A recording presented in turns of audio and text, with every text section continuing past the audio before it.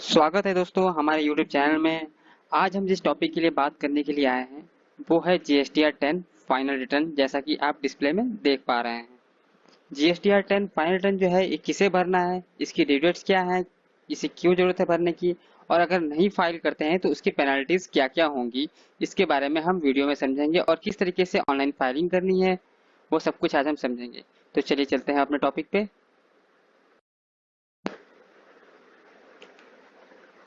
जैसा कि आप यहाँ पे देख पा रहे हैं, हम अपने टॉपिक पे आ गए हैं। अभी हम जिसके बारे में बात कर रहे हैं वो है इंट्रोडक्शन।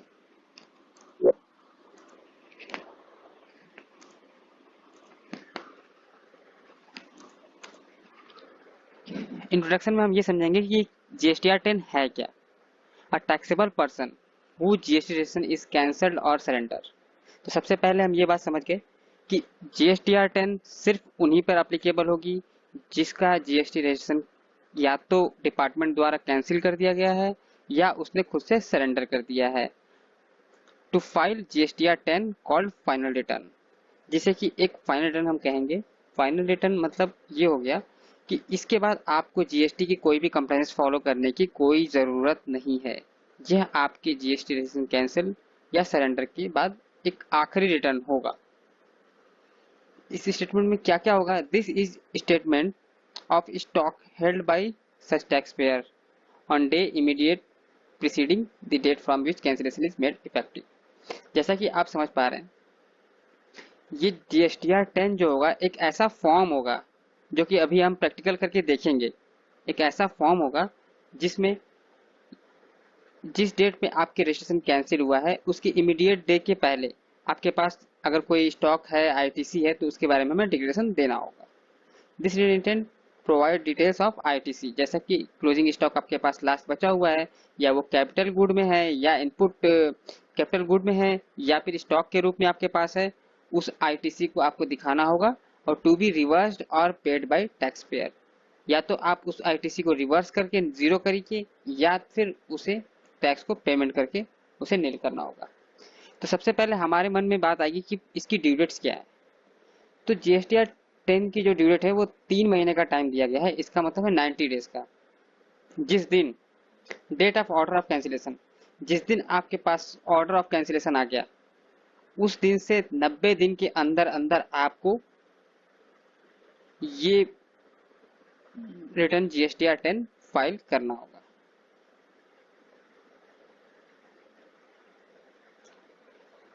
फिर इसके बाद आती है बात, अगर हम नहीं करते हैं तो लेट फीस क्या आएगी। इसके लिए लेट फीस का प्रोविजन जो है 100 रुपीज पर डे का है, यानी कि 100 रुपये CGST में, 100 रुपये SGST में, यानी कि 200 रुपये पर डे। हाँ, लेकिन ये है कि मैक्सिमम कैपिंग जो है वो 10,000 वाली सेक्शन 47 वाली यहाँ पे अप्लीकेबल होगा। Who need to file GSTR 10। GSTR 10 किस किस को फाइल करना है? GSTR 10 जो फाइल करना है वो इन 5 लोगों को छोड़ के बाकी सबको करना है। कहने का मतलब ये हुआ कि जो इनपुट सर्विस डिस्ट्रीब्यूटर है उनको नहीं करना है, नॉन रेजिडेंट को नहीं करना है, जो TDS या TCS पे कर रहे हैं उनको नहीं करना है, या जो कंपोजिट है उनको नहीं करना है। कहने का मतलब इससे ये क्लियर होता है कि जो ITC होल्डर होते हैं सिर्फ उन्हीं के लिए करना है। जैसा कि आपको पता है HD में भी इनपुट नहीं होता है, NP में भी नहीं होता है और TDS में भी नहीं होता है, और कंपोजिशन में भी TDS का इनपुट का कोई भी इन्वॉल्वमेंट नहीं है, इसलिए इनको हमने एग्जाम्प्ट कर दिया है। बाकी सबको रिटर्न फाइल करना होगा।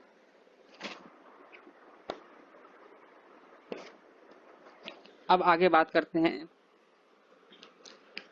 अगर हमने नहीं फाइल किया तो इसकी पेनाल्टी की क्या प्रोविजन है। पेनाल्टी के भी कुछ प्रोविजन है। पेनाल्टी ये है कि if a tax payer fail to file GST return, अगर टैक्स पेयर ने GST रिटर्न फाइल नहीं किया तो उसे 15 दिन एक नोटिस इशू किया जाएगा, जिसके लिए 15 दिन का टाइम दिया जाएगा कि वो इस रिटर्न को फाइल कर दे।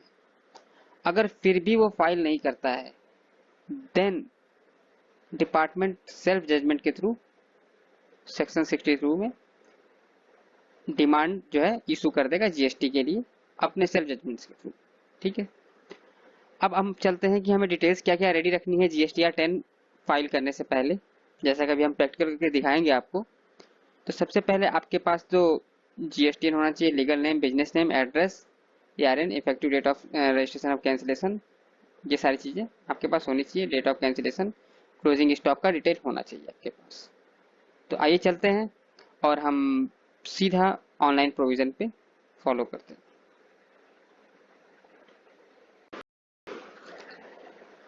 तो हम अब जैसा कि आप देख पा रहे हैं इंटरनेट हमने ओपन कर लिया है। गूगल में हम gst.gov.in पे जाएंगे और सबसे पहले हम लॉगिन करेंगे।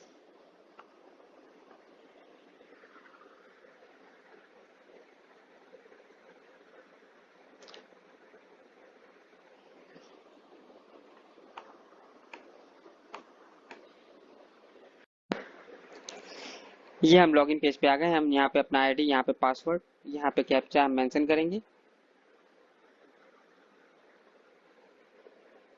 इस तरीके से पोर्टल आपका ओपन हो जाएगा। जैसा कि ये हमारे क्लाइंट है, इनका जीएसटी कैंसिल कर दिया गया डिपार्टमेंट के थ्रू सुमो मोटो में, वो हम आप पता कर सकते हैं यहाँ से। प्रोफाइल में आप जाते हैं तो जैसा कि आप देख पा रहे हैं कैंसिल्ड सुमो मोटो, इसका मतलब डिपार्टमेंट ने इन्होंने नॉन फाइलर में कैंसिल कर दिया है। तो अब हमारी लायबिलिटी बनती है जीएसटीआर 10 फाइल करने की।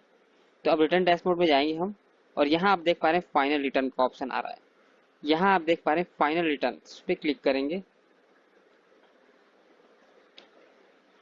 फाइनल रिटर्न्स में जाने के बाद आपको यहाँ जीएसटीआर 10 का पोर्टल दिख जाएगा।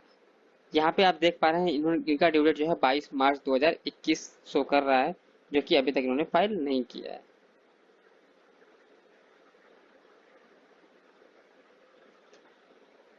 अब सबसे पहला जो टैब आएगा हमारे पास वो आएगा कम्युनिकेशन एड्रेस के लिए।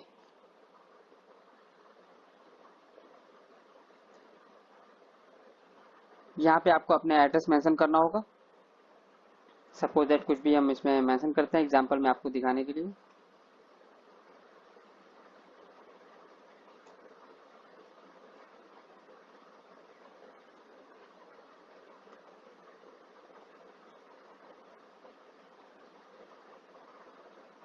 यहाँ पे आपको फोन नंबर मेंशन करना होगा और इसे हम सेव कर देंगे। ईमेल एड्रेस भी डालना होगा इसमें।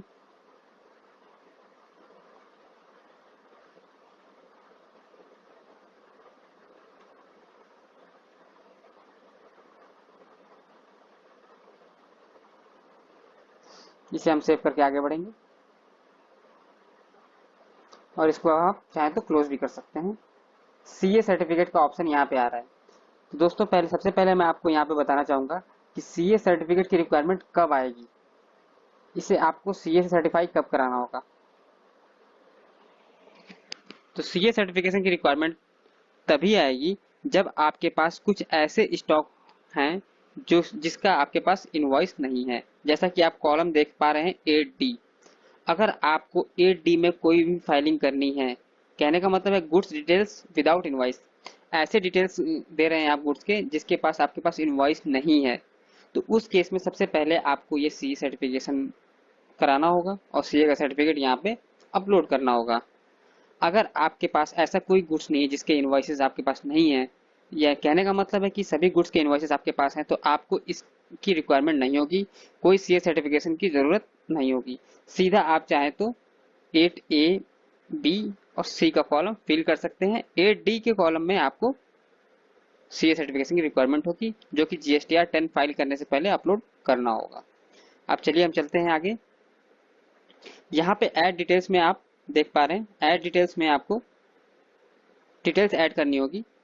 आपको अपने क्लोजिंग स्टॉक की एक डिटेल डालनी होगी, जिसके पास आपके पास जितने भी क्लोजिंग स्टॉक हैं उसके इनवॉइसेस निकालने होंगे।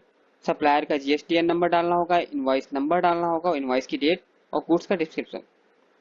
यहाँ पे आपको ये शो करना होगा कि जिस गुड्स के बारे में आप बात कर रहे हैं वो स्टॉक है या फिर सेमी फिनिश स्टॉक है या फिर कैपिटल गुड्स है। सपोज दैट आपने इसमें input head in stock select कर लिया। अब यहाँ पे उसका आपको डिस्क्रिप्शन देना होगा कि स्टॉक क्या है,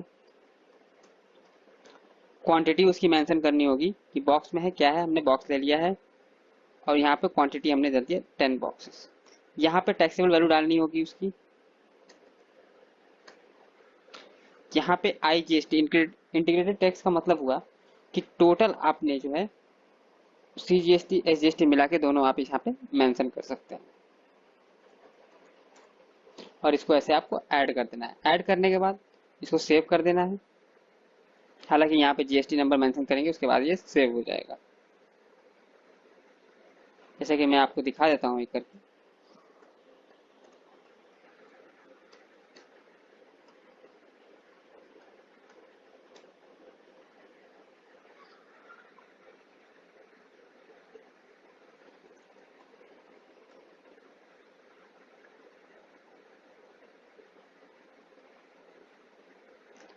और ये हमने जीएसटी नंबर यहाँ पे मेंशन कर दिया, इसलिए स्टॉप हमारा।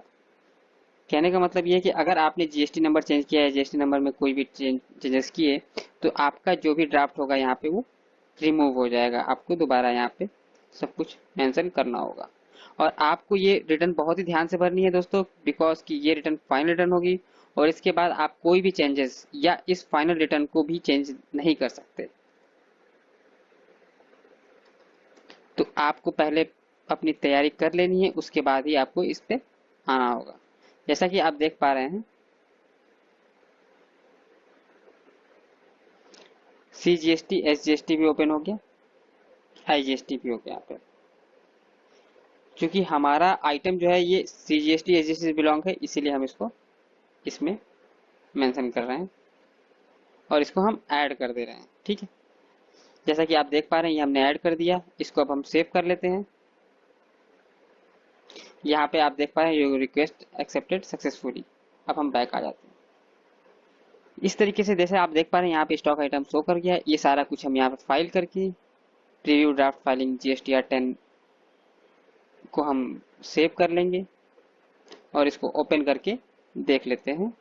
जैसा कि आप देख पा रहे हैं, ये इस नाम से हमारे पास GSTR 10 आ चुका है। अब आपको ये पूरा मैच करना होगा, और ध्यान रहे ये रिटर्न रिवाइज नहीं होगी, इसलिए आपको इसको 4 बार चेक करके ही अपलोड कराना होगा। जैसा कि आप देख पा रहे हैं, ये रिटर्न हमने अपलोड कर दिया है। आइए आप आगे चलते हैं। ये डिटेल्स अपलोड करने के बाद अगर इसमें कुछ टैक्स पेमेंट बनेगा, तो आपको यहाँ पेमेंट ऑफ टैक्स का टैब खुल जाएगा और वो टैक्स पेमेंट करना होगा। अब हमारे पास एक क्वेश्चन आता है कि क्या इसको हम न्यू रिटर्न फाइल कर सकते हैं? तो जी हाँ, बिल्कुल।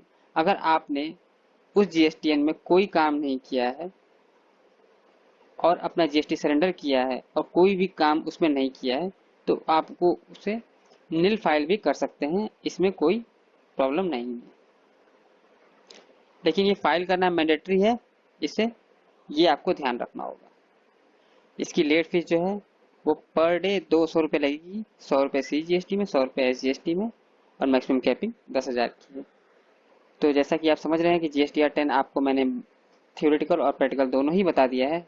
अगर आपको कोई क्वेश्चन हो तो आपको मुझे कमेंट बॉक्स में बता सकते हैं, और किसी टाइप की सपोर्ट चाहिए तो आप मुझे कांटेक्ट कर सकते हैं। तो थैंक यू दोस्तों, अपना टाइम देने के लिए और हमारे वीडियो को देखने के लिए। हमारे वीडियो को लगातार देखने के लिए उसे लाइक और सब्सक्राइब कर लें, और हमारे चैनल को अभी सब्सक्राइब कर लें, जिससे कि हम आगे वीडियो आपको पहुंचा सकें। Thank you.